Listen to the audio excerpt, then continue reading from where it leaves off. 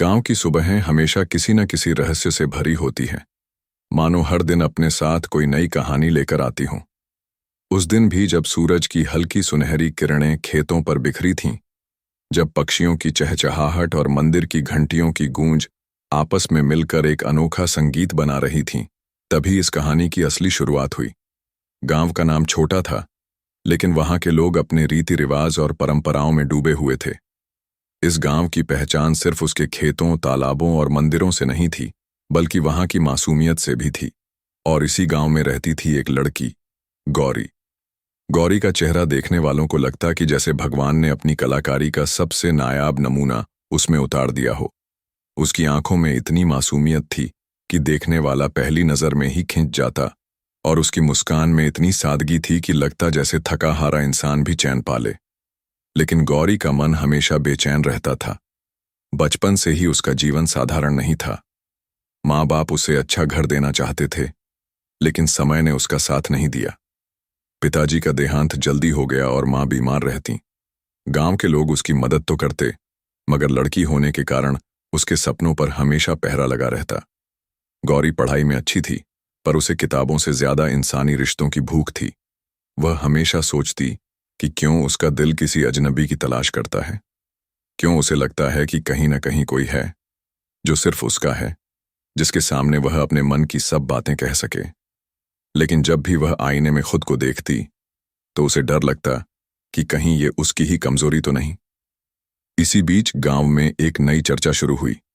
गांव के बाहर बने पुराने शिव मंदिर में एक साधु आकर रहने लगा था। साधु का नाम कोई नहीं जानता था। लोग उसे बस बाबा कहने लगे। कहते हैं वह दूर दराज के जंगलों से आया था और अपने साथ सिर्फ एक झोला और कुछ धार्मिक किताबें लेकर आया था। वह सुबह से शाम तक ध्यान करता, पूजा करता और गांव वालों के छोटे मोटे दुख दर्द में मदद करता। उसका चेहरा तेजस्वी था, आंखों में गहरी शांति और होठों पर ऐसी स्थिर मुस्कान की देखने वाला भीतर तक खींच जाता। गांव की औरतें उसे भगवान का रूप मानती और बच्चे उसे खेलने के लिए पुकारते। लेकिन साधु हमेशा दूरी बनाए रखता। वह न किसी से ज्यादा बोलता, न हंसता, न ही किसी से ज्यादा मिलना जुलना चाहता। गौरी ने पहली बार साधु को तब देखा जब वह अपनी सहेली के साथ मंदिर गई थी। मंदिर की सीढ़ियों पर बैठा वह साधु मंत्र जाप कर रहा था। उसकी आंखें बंद थीं और सूरज की किरणें उसके चेहरे पर पड़ रही थीं। वह दृश्य ऐसा था कि गौरी की सांसें रुक सी गईं। उसके दिल में एक अजीब सी हलचल उठी, जैसे किसी ने भीतर छिपे तारों को छेड़ दिया हो। वह चाहकर भी अपनी नजरें हटा नहीं पा रही थी। सहेली ने उसके कंधे को छूकर कहा, चलना गौरी, पूजा करनी है। लेकिन गौरी ने बस सिर हिलाया और फिर भी कुछ देर तक वहीं खड़ी रह गई। उस रात गौरी को नींद नहीं आई। वह करवटें बदलती रही, कभी मंदिर का दृश्य याद करती, कभी साधु का चेहरा। उसे खुद पर गुस्सा भी आ रहा था कि आखिर क्यों उसका मन एक साधु की ओर खींच रहा है। साधु तो मोहमाया से ऊपर होते हैं, उन्हें दुनियावी प्रेम से क्या लेना देना। लेकिन दिल की धड़कनें कहाँ किसी नियम को मानती हैं। हर बार जब वह आंखें बंद करती, साधु की गहरी आंखें और शांत चेहरा सामने आ जाता। वह डर गई थी कि कहीं यह भाव उसके लिए पाप न बन जाए। अगले दिन उसने खुद को रोकने की बहुत कोशिश की। उसने सोचा कि मंदिर नहीं जाएगी, पर जैसे कोई अदृश्य ताकत उसे खींच रही हो, उसके कदम फिर मंदिर की ओर बढ़ गए। इस बार भीड़ कम थी। साधु मंदिर के प्रांगण में बैठकर छोटे बच्चों को कोई कथा सुना रहा था। उसकी आवाज गहरी, धीमी और ऐसी थी कि सुनते सुनते मन में अजीब सी शांति उतरती जाती। गौरी दूर खड़ी सुनती रही। उसे लगा मानो साधु की हर बात सिर्फ उसी के लिए हो। उसके होठों पर हल्की मुस्कान थी और आंखों में एक चमक जो उसने पहले कभी किसी में नहीं देखी थी। गौरी का यह सिलसिला रोज का हो गया। वह मंदिर जाती, भगवान के सामने माथा टेकती, लेकिन असली खिंचाव साधु की ओर होता। वह चुपचाप दूर खड़ी रहती और उसे निहारती। हर दिन उसका मन और बेचैन होने लगा। जब भी वह घर लौटती, माँ पूछती, इतनी देर कहाँ लगी, तो वह बहाना बना देती। लेकिन अंदर से उसे खुद ही समझ नहीं आता कि आखिर वह क्या कर रही है। वह एक साधु के बारे में इतना क्यों सोच रही है। फिर एक दिन ऐसा हुआ जब किस्मत ने उसे और साधु को आमने सामने ला दिया। मंदिर में भीड़ कम थी। गौरी अकेली आई थी। साधु मंदिर की सफाई कर रहा था। अचानक गौरी का पांव फिसल गया और वह गिरने ही वाली थी कि साधु ने आगे बढ़कर उसे थाम लिया। उस एक पल में गौरी का दिल जैसे जोर से धड़क उठा। उसकी आंखें साधु की आंखों से मिली। साधु की पकड़ मजबूत थी, लेकिन उसकी नजरें निर्विकार। उसने तुरंत गौरी को सीधा किया और बस इतना कहा, सावधान रहो, मंदिर की सीढ़ियां फिसलन भरी होती हैं। फिर वह चुपचाप वापस अपनी सफाई में लग गया। गौरी वहीं खड़ी रह गई। उसके कानों में वही एक वाक्य गूंजता रहा। उसका दिल चाह रहा था कि वह साधु से कुछ और कहे, उससे पूछे कि वह कौन है, कहां से आया है, क्यों उसकी आंखों में इतना रहस्य है। लेकिन उसकी जुबान जैसे तालू से चिपक गई। वह चुपचाप लौट गई। उस रात उसका मन पहले से भी ज्यादा अशांत था। अब गौरी समझ चुकी थी कि यह सिर्फ आकर्षण नहीं है, यह कुछ और है, कुछ गहरा, कुछ ऐसा जिसे वह खुद भी समझ नहीं पा रही। लेकिन एक बात तय थी, अब उसके दिल ने साधु को अपना लिया था, और दिल जब किसी को चुन ले तो फिर उसे भुलाना नामुमकिन होता है।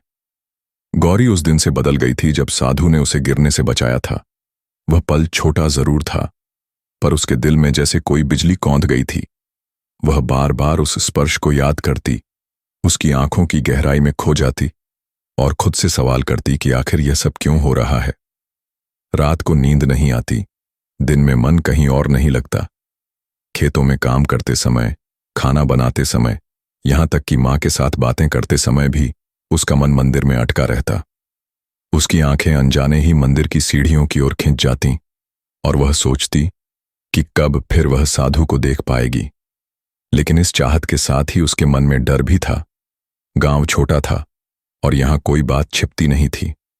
अगर किसी ने जान लिया कि गौरी साधु को लेकर इस तरह सोचती है, तो न सिर्फ उसकी बल्कि उसके परिवार की भी बदनामी हो जाएगी। साधु तो सबके लिए पूजनीय था। गांव वाले उसे भगवान का रूप मानते थे, और अगर किसी ने यह सुन लिया कि एक कुंवारी लड़की का दिल उस पर आ गया है, तो यह किसी पाप से कम नहीं माना जाएगा। यही सोचकर गौरी कांप उठती, लेकिन अगले ही पल उसका दिल कहता कि इसमें गलत क्या है, प्यार तो भगवान की देन है, इसमें पाप कहां से आ गया। उसका मन अब अक्सर उससे बातें करने लगा। वह आईने में खुद से कहती, अगर साधु भी इंसान है तो क्या उसे कभी किसी से लगाव नहीं हो सकता? क्या उसकी आंखों के पीछे छुपे दर्द को किसी ने समझा है? और फिर खुद ही जवाब देती, नहीं गौरी, वह तो विरक्त है, वह मोहमाया से ऊपर है। तुम्हारे ख्याल सिर्फ तुम्हारी कमजोरी है। पर जितना वह खुद को समझाती, दिल उतना ही बेचैन हो उठता। गांव की औरतें अक्सर मंदिर जाकर साधु से आशीर्वाद लेती। कभी कोई अपनी बीमारी बताती, कभी कोई अपने बेटे की नौकरी की दुआ मांगती। साधु सबकी बातें धैर्य से सुनता और उन्हें मंत्र या दवा बताकर विदा कर देता। गौरी भी कई बार चाहती कि वह साधु से बात करे, लेकिन जब भी उसके पास जाती, उसकी जुबान बंद हो जाती। वह बस दूर से खड़ी होकर उसे देखती रहती। कभी सोचती कि काश साधु उसकी आंखों में झांककर उसके दिल की धड़कनें सुन ले, बिना कुछ कहे सब समझ ले। धीरे धीरे गौरी का यह राज उसके चेहरे पर झलकने लगा। उसकी सहेली राधा ने एक दिन हंसते हुए कहा, क्यों गौरी, आजकल तू बड़ी खामोश रहती है, कहीं दिल तो नहीं दे बैठी? यह सुनकर गौरी का चेहरा लाल हो गया। उसने तुरंत बात बदल दी, लेकिन उस हंसी ने उसके दिल में डर पैदा कर दिया। अगर उसकी सबसे करीबी सहेली को शक हो सकता है, तो गांव के लोग भी जल्दी जान जाएंगे। उसने ठान लिया कि अब वह अपने जज्बात को और छिपाएगी, किसी से कुछ जाहिर नहीं होने देगी। पर क्या दिल कभी छिप सकता है? गौरी की मां को भी कुछ बदलाव महसूस होने लगा था। एक रात उन्होंने उससे पूछा, बेटी, तू ठीक तो है ना? आजकल तेरे चेहरे पर अजीब सी बेचैनी दिखती है। गौरी ने मुस्कुराने की कोशिश की और कहा, कुछ नहीं मां, बस थकान है। लेकिन मां की ममता ने उसकी आंखों में झांक लिया था। उन्होंने उसके सिर पर हाथ फेरते हुए कहा, बेटी, दिल की बातें दिल में मत दबा, वरना बोझ बढ़ जाता है। मां की यह बात सुनकर गौरी की आंखें भर आईं, पर उसने अपने आंसू छिपा लिए। उस रात गौरी मंदिर के पीछे वाले तालाब पर चली गई। वहां चांद की रोशनी पानी में झिलमिला रही थी। उसने चुपचाप आसमान की ओर देखा और मन ही मन कहा, हे भगवान, अगर यह गलत है तो मेरे दिल में यह चाहत क्यों डाली? अगर यह पाप है तो क्यों मेरे ख्याल हर वक्त उसी की ओर जाते हैं? अगर यह मेरी कमजोरी है तो मुझे ताकत क्यों नहीं देते कि मैं इसे भूल जाऊं? उसकी आंखों से आंसू बहने लगे, पर उसी समय उसने महसूस किया कि कहीं पास ही कोई है। उसने मुड़कर देखा। साधु कुछ दूरी पर खड़ा था, शायद पानी भरने आया था। उसकी नजरें गौरी पर पड़ीं, लेकिन उसने कुछ नहीं कहा। बस अपनी आंखों में वही शांति लिए वह तालाब से पानी लेकर लौट गया। उस क्षण गौरी को लगा कि साधु ने उसके आंसू देख लिए होंगे। उसका दिल धड़कने लगा। वह डर गई कि कहीं साधु ने उसके जज्बात पढ़ लिए हों। लेकिन अगले दिन जब वह मंदिर गई, साधु ने हमेशा की तरह उसे बस एक साधारण भक्त की तरह ही देखा। उसकी नजरों में न कोई सवाल था, न कोई जवाब। यह और भी उलझन भरा था। गौरी सोचने लगी, क्या सच में वह मेरे दिल की बेचैनी से अनजान है, या जानकर भी अनजान बना हुआ है? गांव की चर्चा अब धीरे धीरे साधु के बारे में बढ़ने लगी थी। कुछ लोग कहते थे कि वह साधु बहुत विद्वान है, कुछ कहते कि उसने तपस्या से अलौकिक शक्तियां पाली हैं। औरतें उसे भगवान का अवतार मानने लगीं। लेकिन गौरी के लिए वह सब कुछ होते हुए भी बस एक इंसान था। एक ऐसा इंसान जो उसकी नींद, उसकी सोच और उसकी धड़कनों पर हावी हो चुका था। गौरी जानती थी कि उसका यह सफर आसान नहीं होगा। अगर उसने अपने दिल की बात दुनिया के सामने रखी तो ताने मिलेंगे, बदनामी होगी और शायद साधु भी उसे ठुकरा देगा। लेकिन अगर उसने अपने जज्बात को दबा दिया तो वह अंदर ही अंदर टूट जाएगी। इसी दोराहे पर खड़ी गौरी ने मन ही मन ठान लिया कि वह धीरे धीरे साधु के करीब जाएगी, चाहे इसके लिए उसे कैसी भी कठिनाई क्यों न सहनी पड़े। गौरी अब उस मुकाम पर पहुंच चुकी थी जहां उसके दिल की धड़कनें साधु के नाम से चलने लगी थीं। हर सुबह उसकी आंखें खुलते ही सबसे पहले मंदिर की घंटियां सुनाई देतीं और उसे लगता कि यह बुलावा सिर्फ उसके लिए है। अब मंदिर जाना उसके लिए पूजा नहीं, बल्कि एक आदत से बढ़कर नशा बन गया था। वह वहां भगवान के सामने तो सिर झुकाती थी, लेकिन उसकी आंखें हमेशा साधु को ही तलाशती रहतीं। कभी वह दूर खड़ी होकर साधु के ध्यानमग्न चेहरे को देखती, तो कभी बच्चों को आशीर्वाद देते हुए उसकी मुस्कान को, और हर बार उसके दिल में यह ख्याल कौंधता कि क्यों वही इंसान उसकी आत्मा को इतनी गहराई से छू जाता है। धीरे धीरे गौरी की यह दीवानगी उसके व्यवहार में दिखने लगी। वह साधु के चलने के रास्ते को देखती रहती, मंदिर में उसका हर छोटा काम देखने की कोशिश करती। कभी साधु मंदिर के फूल चुनता तो गौरी वहीं फूल अपने सिर से लगा लेती। कभी साधु कुएं से पानी भरता तो गौरी उसी पानी से अपने घर का दीपक जलाती। उसके लिए अब साधु भगवान और इंसान दोनों बन चुका था। भगवान इसलिए कि उसने उसके जीवन को मायने दिए, और इंसान इसलिए कि उसके दिल ने उसे अपने हिस्से की मोहब्बत सौंप दी थी। लेकिन इस मोहब्बत के साथ उसकी बेचैनी और भी बढ़ने लगी थी। वह चाहती थी कि साधु उससे एक बार खुलकर बात करे, उसे समझे और उसकी आंखों में झांक कर कहे कि वह उसकी तड़प देख सकता है। पर साधु का मौन दीवार बनकर खड़ा था। यही मौन गौरी को पागल कर रहा था। एक दिन उसने ठान लिया कि अब वह साधु से बात करेगी, चाहे कुछ भी हो। उस दिन शाम को मंदिर में बहुत भीड़ थी। आरती खत्म होते ही सब लोग प्रसाद लेकर चले गए। गौरी जानबूझकर वहीं रुकी रही। जब मंदिर लगभग खाली हो गया और साधु दीप बुझा रहा था, तब गौरी धीरे धीरे आगे बढ़ी। उसका दिल इतनी तेज धड़क रहा था कि उसे लगा कहीं साधु सुन न ले। वह पास पहुंचकर कांपती आवाज में बोली, बाबा, मुझे आपसे कुछ कहना है। साधु ने पहली बार उसकी ओर देखा। उसकी आंखें गहरी और स्थिर थीं।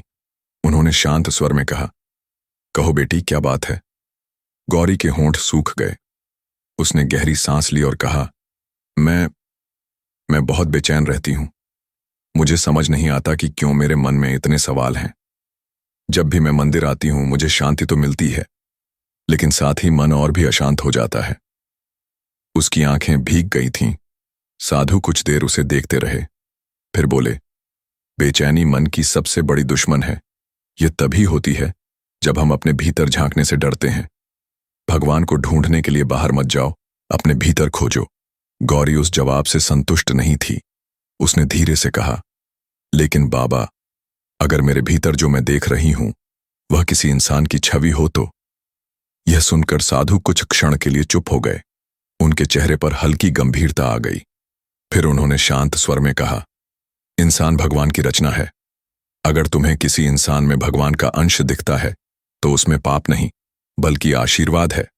पर यह मत भूलो कि मोह और माया में अंतर होता है। मोह बांधता है जबकि प्रेम मुक्त करता है। गौरी का दिल जोर से धड़क उठा। उसने पहली बार महसूस किया कि साधु ने उसके मन की बात समझ ली है, भले ही उसने नाम न लिया हो। उसकी आंखों से आंसू बह निकले। वह चाहती थी कि साधु उसका हाथ थाम ले, उसे समझाए, पर साधु ने उतना ही कहा, बेटी, जो सवाल तुम्हारे दिल में है उनके जवाब तुम्हें खुद अपने भीतर तलाशने होंगे। मैं सिर्फ रास्ता दिखा सकता हूं। उसके बाद साधु उठकर भीतर चले गए। गौरी वहीं खड़ी रह गई। उसका मन हल्का भी हुआ और भी भारी भी। हल्का इसलिए कि साधु ने पहली बार उससे खुलकर बात की थी, और भारी इसलिए कि वह बात भी अधूरी रह गई थी। उस रात गौरी को नींद नहीं आई। उसने बार बार साधु के शब्दों को याद किया। मोह बांधता है, प्रेम मुक्त करता है। क्या उसका प्रेम मोह है या सचमुच वह साधु को भगवान की तरह मान रही है? लेकिन अगर यह सिर्फ पूजा होती तो उसके दिल में यह दीवानगी क्यों होती? क्यों उसका शरीर कांपता है जब साधु की आंखें उसकी आंखों से मिलती हैं? क्यों उसका मन बेचैन होता है जब साधु उससे बात किए बिना चला जाता है? धीरे धीरे यह बेचैनी अब दीवानगी में बदलने लगी। गौरी हर जगह साधु की छवि देखने लगी। खेतों में काम करती तो लगता कि साधु उसके साथ है। तालाब पर जाती तो लगता कि उसकी परछाई वहीं है। यहां तक कि सपनों में भी साधु उसे नजर आने लगा। उसकी मां ने भी अब गंभीरता से नोटिस करना शुरू कर दिया था। एक दिन उन्होंने सीधे पूछा, गौरी, तू किस सोच में डूबी रहती है? क्या कोई है तेरे मन में? गौरी चौंक गई। उसका चेहरा लाल पड़ गया। उसने तुरंत सिर झुका लिया और कहा, नहीं मां, कुछ नहीं। लेकिन मां की आंखों ने उसकी चुप्पी पढ़ ली थी। उन्होंने बस आह भरकर कहा, बेटी, सोच समझकर कदम उठाना। समाज बहुत कठोर होता है। गौरी जानती थी कि मां सही कह रही हैं, लेकिन अब उसका दिल मानने वाला नहीं था। उसने मन ही मन तय कर लिया कि वह साधु से एक दिन अपने जज्बात जरूर कहेगी, चाहे वह उसे ठुकरा दे, चाहे पूरा गांव उसके खिलाफ हो जाए। पर अब वह इस राज को अपने भीतर नहीं दबा सकती। गौरी के दिल में अब एक ही ख्याल घर कर चुका था, उसे साधु से अपने जज्बात कहने ही होंगे। यह ख्याल दिन रात उसकी सांसों में घुल गया था। मंदिर की सीढ़ियां अब उसे दहलीज नहीं बल्कि उस मंजिल की सीढ़ियां लगती थीं जहां जाकर वह अपने दिल का बोझ उतार पाएगी। लेकिन हर बार जब वह साधु के सामने आती, उसके होंठ बंद हो जाते। वह उसकी आंखों की गहराई में खो जाती और फिर कुछ कह ही नहीं पाती। एक शाम की बात है। मंदिर में आरती खत्म हो चुकी थी। सब लोग प्रसाद लेकर लौट चुके थे। साधु अकेले दीपक बुझा रहे थे। गौरी ने हिम्मत जुटाई और धीरे धीरे उनके पास पहुंची। उसकी सांसें तेज थीं, दिल जैसे छाती से बाहर निकलने को था। उसने कांपती आवाज में कहा, बाबा, क्या मैं आपसे कुछ पूछ सकती हूं? साधु ने बिना देखे कहा, पूछो बेटी। गौरी ने गहरी सांस ली और कहा, अगर किसी का मन बार बार एक ही इंसान की ओर खींचता रहे तो क्या यह मोह है या प्रेम? साधु ने कुछ क्षण के लिए काम रोक दिया। उनकी आंखें उसकी ओर उठीं। उस नजर में कठोरता नहीं थी, लेकिन गहराई जरूर थी। उन्होंने धीमे स्वर में कहा, प्रेम वह है जो मुक्त करे, मोह वह है जो बांध दे। सोचो तुम्हें कैसा लग रहा है, मुक्ति या बंधन? गौरी की आंखें भर आईं। उसने कांपते स्वर में कहा, मुझे लगता है कि मेरे दिल की धड़कनें उसी के लिए बनी हैं। मुझे लगता है कि बिना उसे देखे मैं अधूरी हूं। उसके होंठ कांप रहे थे। उसने हिम्मत जुटाकर कहा, और वह इंसान आप हैं।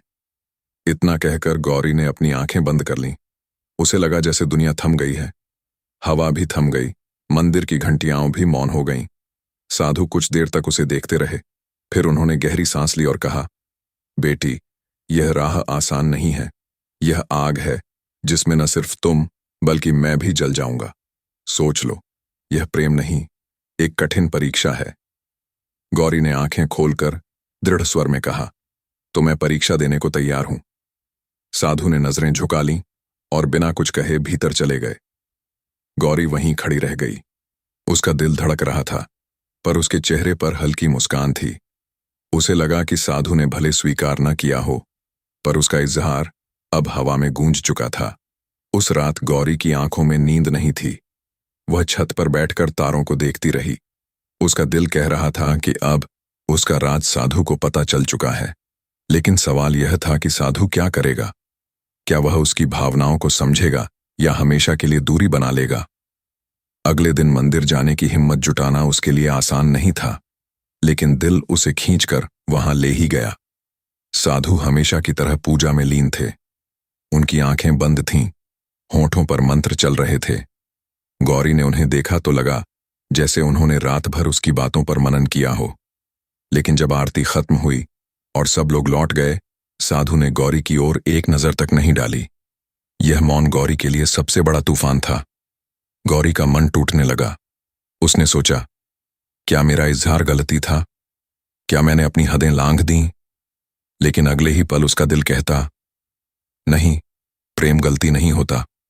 गलती तो वह होती है जब दिल को दबा दिया जाए। इसी उधेड़-बुन में दिन बीतने लगे। गांव में अब कानाफूसी शुरू हो गई थी। कुछ लोगों ने देखा था कि गौरी मंदिर में साधु के पास ज्यादा रुकने लगी है, और गांव में अफवाह फैलने में देर नहीं लगती। औरतें बातें बनाने लगीं। सुना है गौरी की नजरें अब बाबा पर टिकी रहती हैं। कोई कहता, आजकल वह मंदिर में घंटों बैठी रहती है। यह सब बातें गौरी के कानों तक पहुंची, पर उसने परवाह नहीं की। उसके लिए अब सबसे बड़ा सच उसका प्रेम था। धीरे धीरे गौरी की यह दीवानगी गांव के लिए सवाल बनती जा रही थी, लेकिन उसके दिल के लिए यह उसकी जिंदगी की सबसे बड़ी हकीकत। और साधु, वह अब भी मौन साधे था। उसकी चुप्पी ही गौरी के दिल में सबसे बड़ा रहस्य बन गई थी। गौरी का इजहार साधु के सामने भले ही मौन दीवार से टकरा गया हो, लेकिन उसके दिल को अब यह सुकून था कि उसने अपने जज्बात दबाकर नहीं रखे। वह पहले से हल्की महसूस कर रही थी, मानो अपने दिल का बोझ उतार दिया हो। लेकिन समाज इतना आसान नहीं था। गांव छोटा था और बातों का पंख बड़ा। धीरे धीरे कानाफूसियां तेज होने लगीं। औरतें कुएं पर पानी भरते हुए धीरे स्वर में कहतीं, देखा है गौरी को, आजकल मंदिर से उसका नाता कुछ ज्यादा ही गहरा हो गया है। कोई और जवाब देता, हाय राम, ये कैसी बातें करती हो? साधु भगवान का रूप होते हैं, और वो लड़की। और फिर वे अधूरी हंसी में बातें समेट लेती। गौरी को इन बातों का एहसास होने लगा था। जब वह गलियों से निकलती तो उसे लगता जैसे सबकी नजरें उसी पर टिकी हों। उसके पीछे दबे स्वर में हंसी और फुसफुसाहट सुनाई देती। पहले पहले उसका मन डर जाता, उसका चेहरा लाल पड़ जाता और वह जल्दी से घर की ओर भाग जाती। लेकिन धीरे धीरे उसने यह तय कर लिया कि वह इन बातों की परवाह नहीं करेगी। उसे तो अपने दिल की सच्चाई पर यकीन था, और वही उसका साहस बन गया। साधु अब भी वहीं था, मौन, स्थिर और गहरी आंखों वाला। उसने कभी गौरी से दूरी नहीं बनाई, लेकिन नजदीकी भी नहीं दिखाई। उसका बर्ताव सबके साथ बराबर का था। वह बच्चों को कथा सुनाता, बूढ़ों को दवा देता और मंदिर की सेवा करता। लेकिन गौरी हर बार उसकी आंखों में ढूंढती कि कहीं उसकी भावनाएं भी उसी जैसी हैं।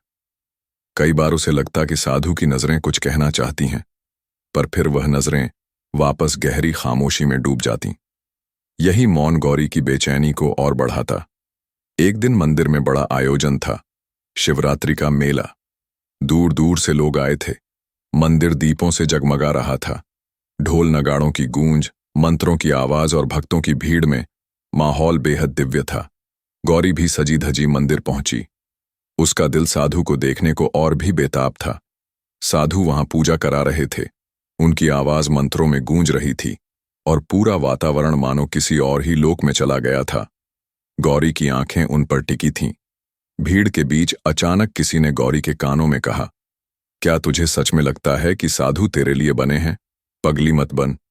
गौरी ने मुड़कर देखा। ये उसकी बचपन की सहेली राधा थी, जो अब गांव की सबसे मुखर और साफगोई वाली लड़की मानी जाती थी। राधा ने उसकी आंखों में झांक कर कहा, गौरी, ये रास्ता तू कहाँ जा रही है? ये आग है, इसमें जल जाएगी तू। गौरी की आंखें भर आईं। उसने धीमे स्वर में कहा, अगर जलना ही मेरी किस्मत है तो मैं जलने को तैयार हूं। राधा चुप हो गई। उसने सिर हिलाया और कहा, तेरी हिम्मत है, लेकिन समाज तुझे माफ नहीं करेगा। गौरी ने दृढ़ स्वर में कहा, तो मैं समाज को चुनौती दूंगी। उस रात का मेला गौरी के दिल में और आग लगा गया। उसने मन ही मन ठान लिया था कि अब चाहे कुछ भी हो जाए, वह साधु से अपने प्रेम को साबित करेगी। वह नहीं चाहती थी कि यह कहानी आधी अधूरी रह जाए। शिवरात्रि के मेले के बाद से पूरे गांव में फुसफुसाहट और भी तेज हो गई थी। जहां भी गौरी जाती, लोग अब खुलकर बातें करने लगे थे। कुएं पर औरतें बोल पड़तीं, अरे यही है वो लड़की जिसकी नजरें बाबा से हटती ही नहीं। बच्चे तक हंसते और पीछे से गाते, गौरी और बाबा की जोड़ी। इन तानों ने गौरी के दिल को चोट पहुंचाई, पर उसने ठान लिया था कि वह टूटेगी नहीं। लेकिन उसकी मां अब गहरी चिंता में डूब गई थी। एक रात उन्होंने सीधे गौरी से कहा, बेटी, मैं जानती हूं कि तेरे दिल में क्या चल रहा है, पर सोच, गांव वाले हमें जिंदा नहीं छोड़ेंगे। और साधु, वह साधु है, उसका धर्म अलग है, वह कभी तेरा नहीं हो सकता। मां की आंखों में आंसू थे। उन्होंने कहा, मैं नहीं चाहती कि तेरा जीवन बर्बाद हो। गौरी चुप रही। उसके दिल में तूफान था, पर जुबान पर सिर्फ एक ही बात आई, मां, अगर मैंने अपने दिल की आवाज को दबा दिया तो यही मेरी बर्बादी होगी। गांव अब पूरी तरह से उथल पुथल में था। मंदिर, जो हमेशा शांति और भक्ति का स्थान माना जाता था, अब चर्चाओं और विवादों का केंद्र बन गया था। कुएं पर औरतें, चौपाल पर मर्द और यहां तक कि बच्चे भी उसी बात को दोहराते, गौरी का साधु से नाता है। धीरे धीरे यह बात इतनी बढ़ गई कि गांव के बुजुर्गों ने पंचायत बुलाने का फैसला कर लिया। उस दिन शाम को पीपल के पुराने पेड़ के नीचे पंचायत बुलाई गई। गांव के बुजुर्ग, औरतें और नौजवान सब वहां जमा हुए। माहौल भारी था। गौरी और उसकी मां को भी बुलाया गया, साधु को भी बुलाया गया, लेकिन वह शांत भाव से मंदिर के आंगन में बैठा रहा। पंचायत के मुखिया ने गंभीर स्वर में कहा, आज हम सबको एक बड़ी समस्या का सामना करना है। हमारे गांव की इज्जत दांव पर लगी है। यह सब सुनने में आ रहा है कि गौरी का मन साधु पर आ गया है। यह न तो धर्म के अनुसार सही है, न समाज के। यह सुनकर गांव में फुसफुसाहट शुरू हो गई। कुछ लोग सिर हिलाने लगे, कुछ औरतें आंखें फेरकर हंसने लगीं। गौरी की मां ने सिर झुका लिया। उनकी आंखों से आंसू टपक रहे थे, लेकिन गौरी खड़ी रही, सीधी, दृढ़ और शांत। पंचायत ने सवाल किया, गौरी, सच क्या है? क्या तू मानती है कि तेरे मन में साधु के लिए मोह है? गौरी ने गहरी सांस ली और सबके सामने कहा, यह मोह नहीं, यह प्रेम है। और हां, मैं मानती हूं कि मेरे दिल में साधु के लिए भावनाएं हैं। मैं इसे छिपाऊंगी नहीं। पूरा गांव सनसनाकर रह गया। कुछ लोगों ने कहा, हाय राम, यह कैसी बात। कोई बोला, लड़की पागल हो गई है। लेकिन गौरी की आंखों में कोई डर नहीं था। उसने दृढ़ स्वर में कहा, प्यार पाप नहीं है। अगर मेरे दिल ने किसी को भगवान की तरह देखा है तो इसमें गलत क्या है? आप सब कहते हैं साधु भगवान का रूप है, तो अगर मेरा मन उनके प्रति आकर्षित हुआ है तो यह अपमान कैसे हुआ? पंचायत के मुखिया ने कठोर स्वर में कहा, बेटी, साधु का धर्म अलग है, वह मोह माया से ऊपर है। अगर तेरा प्रेम सच्चा है तो उसे दिल में रख, लेकिन समाज के सामने मत ला। तेरी बातें गांव की इज्जत मिट्टी में मिला देंगी। गौरी ने तुरंत जवाब दिया, अगर सच बोलने से इज्जत मिटती है तो ऐसी इज्जत का क्या करना? मैं अपने दिल को दबाकर समाज को खुश नहीं कर सकती। ये सुनकर सब लोग चौंक गए। कोई उसकी हिम्मत पर हैरान था, कोई गुस्से से भरा। उसकी मां रो रही थी, पर गौरी अपनी जगह अडिग खड़ी थी। इसी बीच किसी ने साधु से भी सवाल किया, बाबा, आप क्यों चुप हैं? यह लड़की आपके नाम पर गांव की इज्जत दांव पर लगा रही है। बताइए, क्या सच में इसमें कोई सच्चाई है? साधु ने धीरे से आंखें खोलीं। उनका चेहरा शांत था, लेकिन आंखों में गहरा दर्द था।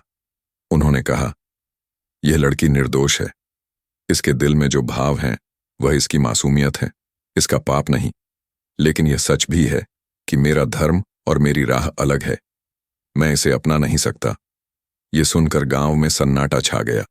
गौरी की आंखें भर आईं, पर उसने तुरंत खुद को संभाला। उसने सबके सामने कहा, अगर बाबा मुझे अपना नहीं सकते तो मैं उन्हें भगवान मानकर पूजूंगी। ये मेरा हक है और इसमें कोई मुझे रोक नहीं सकता। पंचायत ने गुस्से में कहा, यह लड़की गांव की मर्यादा तोड़ रही है। इसे रोकना होगा। कुछ लोग यहां तक कहने लगे कि गौरी को गांव से बाहर निकाल देना चाहिए, लेकिन कुछ औरतें उसकी हिम्मत देखकर चुप हो गईं। वे सोच रही थीं कि इतनी हिम्मत कोई औरत दिखा ही नहीं सकती। उस रात गांव का माहौल भारी हो गया। गौरी अपने घर लौटी तो मां ने उसे गले लगाकर रोते हुए कहा, बेटी, तूने बहुत बड़ी आग जला दी है। लेकिन गौरी ने शांत स्वर में कहा, मां, आग ही तो रास्ता दिखाती है। अंधेरे में अगर जलना पड़े तो मैं जलूंगी, पर अब पीछे नहीं हटूंगी। रात के उस अंतिम पहर में, जब पीपल की पत्तियां हवा के साथ फुसफुसाकर किसी पुरानी दास्तान की तरह बोल रही थीं और दूर तालाब की सतह पर चांद का टूटा टूटा प्रतिबिंब थरथरा रहा था, गांव की हर सांस जैसे किसी बड़े निर्णय की प्रतीक्षा कर रही थी। पंचायत की आग अभी पूरी तरह बुझी नहीं थी। राख के नीचे अंगार घुट रहे थे और उसी राख के किनारे गौरी अपने भीतर की उजली जिद के साथ एक ऐसे मोड़ पर खड़ी थी जहां लौटना भी जलना था और आगे बढ़ना भी। उसकी मां की आंखें सूज चुकी थीं। बार बार वह कहती, बेटी, समाज तलवार है। और गौरी हर बार शांत स्वर में उत्तर देती, मां, प्रेम ढाल है। फिर वह चुप हो जाती, जैसे उसे मालूम हो कि ढाल और तलवार की लड़ाई में खून किसका बहेगा। उधर मंदिर की दहलीज पर साधु अपने संकल्प और मनुष्यत्व के बीच धागे की तरह तने हुए थे। वह वेदी पर जलते दीपक में टकटकी बांधकर बैठे रहे, मानो लौ से पूछ रहे हों कि प्रकाश होना क्या किसी एक दिशा को चुन लेना है, या हर अंधेरे को समान रूप से छू जाना। और लौ सूक्ष्म सी कांप कर फिर स्थिर हो जाती, जैसे कह रही हो, प्रकाश का धर्म फैलना है, रुकना नहीं। पर साधु जानते थे कि फैलना किसी एक दिल की दहलीज पर टिक जाना भी है। अगले दिन जब सूरज की किरणें हल्के हल्के मंदिर की सीढ़ियों पर बिखरीं, तो गांव ने एक और पंचायत का ऐलान कर दिया। इस बार फैसला होना था कि या तो साधु गांव छोड़ेगा या गौरी घर में नजरबंद होगी। और यह सब सुनते हुए गौरी को लगा जैसे उसका नाम किसी अपराध की तरह पुकारा जा रहा है। पर उसी क्षण उसकी आंखों में एक अजीब सी चमक आई, जैसे किसी ने भीतर से कहा हो, इज्जत वही है जो सच के साथ रह सके।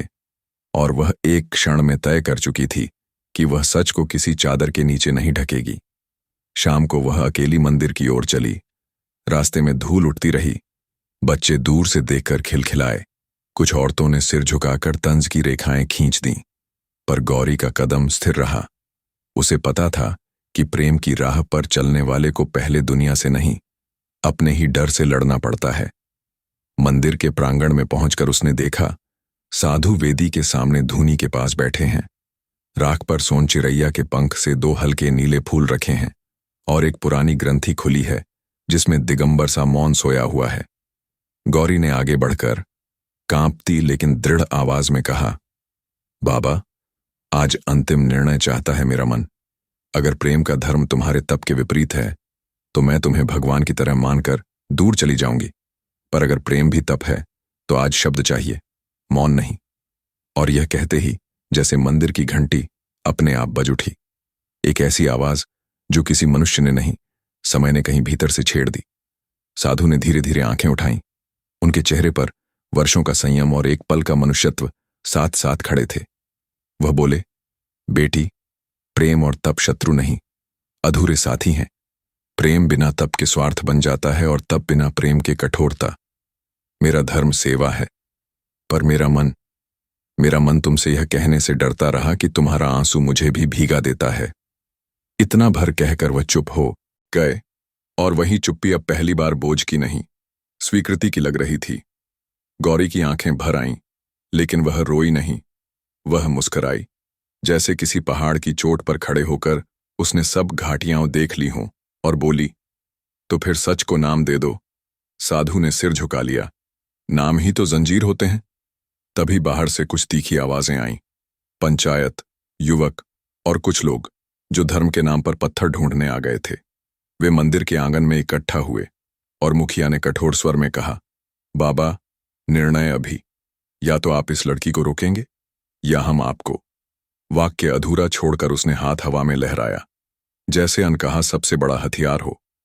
साधु उठे, उन्होंने भीड़ की तरफ देखा, फिर गौरी की तरफ, और बोले, इसे रोकना मेरी शक्ति में नहीं, इसे रोकना मेरे धर्म में भी नहीं। मैंने इसे कोई वचन नहीं दिया, पर यह मेरी शरण में आई है, सत्य के साथ। सत्य को मैं मंदिर के बाहर नहीं फेंक सकता। भीड़ में खुसर पुसर ऊंची हुई। किसी ने कहा, यह पाप का संरक्षण है, किसी ने, यह धर्म का पतन। और इसी कोलाहल में गौरी आगे बढ़कर धूनी के पास खड़ी हो गई। उसने अपना दुपट्टा धूनी के ऊपर साध दिया, जैसे आग और आकाश के बीच वह एक पुल बुन रही हो, और स्पष्ट स्थिर आवाज में बोली, मैंने प्रेम चुना है, पर मैं किसी को बांधने नहीं आई। अगर मेरा प्रेम तुम्हें अपमान लगता है तो इस धूनी को साक्षी मान। मैं व्रत लेती हूं। मैं तुम्हें छूने से पहले तुम्हें पाना नहीं चाहूंगी। मैं तुम्हारे तप की सीमा का सम्मान करूंगी, पर अपने प्रेम की लौ नहीं बुझाऊंगी। यह लौ समाज के डर से नहीं, तुम्हारी स्वीकृति के प्रकाश से जले। और उसने अपने हाथ जोड़ दिए। हे शंकर, मेरे प्रेम को मुक्त रखना, बांधों से नहीं। मंदिर की घंटी फिर बजी। हवा में कपूर और आंसुओं का मिश्रित घुमेर फैल गया। तभी साधु ने अपनी ग्रंथि बंद की, राख पर पड़े नीले फूल उठाए और भीड़ की ओर मुखातिब होकर बोले, जो प्रेम किसी को छोटा करे वह मोह है। जो प्रेम किसी का धर्म छीन ले वह स्वार्थ है। पर जो प्रेम किसी की राह को उजाला दे वह ईश्वर का प्रसाद है। यह लड़की उसी प्रसाद की पात्र है। मैंने इसे नहीं बुलाया, यह आई है, और मैं इसे अपमान की धूल में नहीं गिरने दूंगा। इतना कहते हुए उन्होंने गौरी की ओर फूल बढ़ाए। यह स्वीकार नहीं, यह साक्षी है। यह बताने के लिए कि तुम्हारा प्रेम मेरे तप का शत्रु नहीं, मेरा साथी है। हम अलग राहों पर चलेंगे, पर एक ही दिशा की ओर। भीड़ एक पल को अवाक रह गई। जिन्होंने पत्थर उठाए थे उनके हाथ ढीले पड़ गए, पर भीड़ का एक हिस्सा अभी भी कड़ा था। उन्होंने पंचायत के आदेश की दुहाई दी, गांव की मर्यादा। और उसी पल गौरी ने अपने हाथ आसमान की ओर उठा दिए। अगर मर्यादा झूठ पर टिकती है तो वह दीवार है, अगर सच पर टिकती है तो वह घर है। मैं घर चाहती हूं, दीवार नहीं। उसकी आवाज में ऐसी तपीश थी कि जैसे किसी ने धूप को मुट्ठी में भर लिया हो। दूर तालाब के पार बादलों का एक टुकड़ा अचानक फटा और बूंदें छिटकने लगीं। पहली बारिश। अनगिनत मौसमों की प्रतीक्षा के बाद सब लोग ठिठक गए।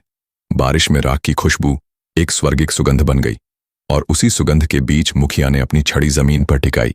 धीमे मगर स्पष्ट स्वर में बोला, गांव की मर्यादा मनुष्यों के लिए है, मनुष्यों के विरुद्ध नहीं। अगर यह प्रेम किसी की गरिमा नहीं गिराता तो हम किस अधिकार से पत्थर उठाएं। और उसने हाथ के इशारे से लोगों